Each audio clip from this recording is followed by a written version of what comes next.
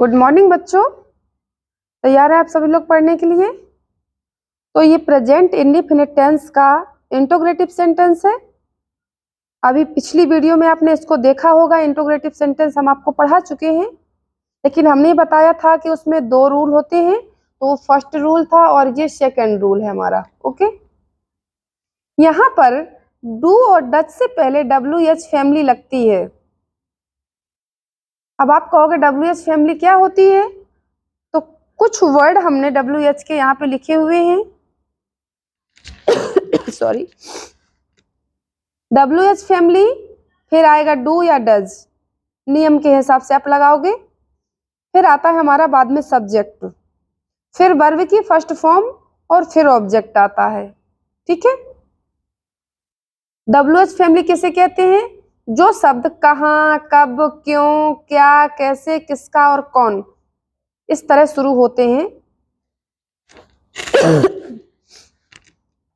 Where, when, why, what, how, whose, who. ठीक है, ये है हमारे इंग्लिश में हमने आपको बता दिया, हिंदी हमने इनकी नीचे लिख ली है। आपको इन्हें नोट जरूर करना है। नोट करने के बाद इसका आप बार बार रिवीजन कर सकते हैं। बहुत अच्छे से आपको लर्न हो जाएगा। अब ये देखना है हमको कि यहाँ पर डू और डज यहाँ पर भी लगेगा, WH फैमिली भी लगेगी, तो बच्चे बहुत कंफ्यूज हो रहे हैं। तो हमने यहाँ पर ये चीज बना दी है। जैसे आपने देखा था I, we, you, they, the boys और प्लूरल कोई सा भी सब्जेक्ट हो, वहां पर हमारा डू ही लगना है, जैसे पिछली वीडियो में इंट्रोगेटिव में लगा था। लेकिन उसके पहले हमारा वेयर लग जाएगा। यानी अगर सेंटेंस हिंदी का समझना, इसमें मैंने बोला मैं कहाँ रहता हूं, तो जो कहाँ ये बीच में आया हुआ है, तो इसकी यहाँ पे इंग्लिश लिखनी पड़ेगी हमको। और कहाँ की इंग्लिश होती है? वेयर। तो मैंने यहाँ पे लिखा है वेयर डू आई लिव।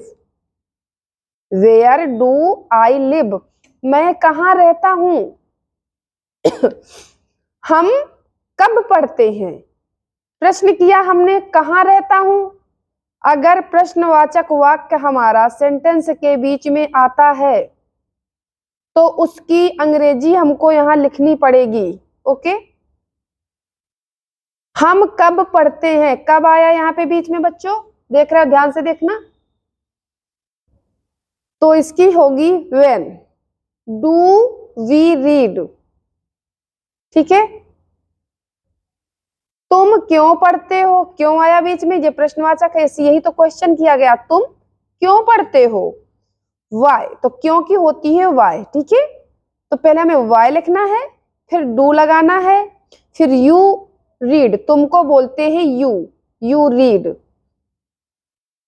लड़के क्या पढ़ते हैं, क्या हमारा क्वेश्चन यही है, क्वेश्चन मार्क लगा यहाँ पे, इसी से क्वेश्चन बना, लड़के क्या पढ़ते हैं।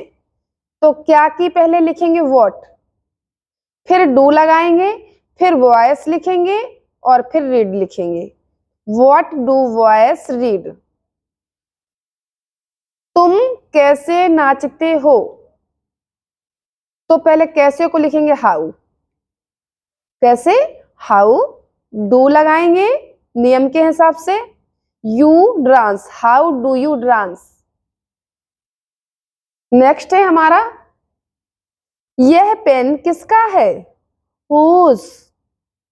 किसका है, किसका की पहले हमने यहाँ पे इंग्लिश लिखी whose. Pen is this. Okay, तुम कौन हो, हु आर यू। पहले कौन की इस पे इंग्लिश लिखेंगे हम, प्रॉपर इसकी इंग्लिश हमको लिखनी, who are you. Okay, same conditions यहाँ पे हमने दिया है डू या डज। तो आप सोचोगे कि डू कहाँ लगाएं, डज कहाँ लगाएं, तो डू का हमने सेंटेंस बना दिया।